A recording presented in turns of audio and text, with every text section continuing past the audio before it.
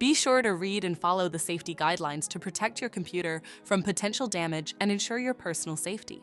For more information about safety guidelines, see the owner's manual at dell.com/support. Before you begin, turn off the computer and disconnect all the attached peripherals. Loosen the captive screws holding the base cover in place. Using a plastic scribe, pry the base cover from the palm rest assembly, starting at the top edge and working your way around to release it from all sides. Now lift the base cover from the palm rest assembly. If your computer is unable to enter service mode, disconnect the battery cable from the system board. To remove the system fan, identify the system fan and disconnect the cables.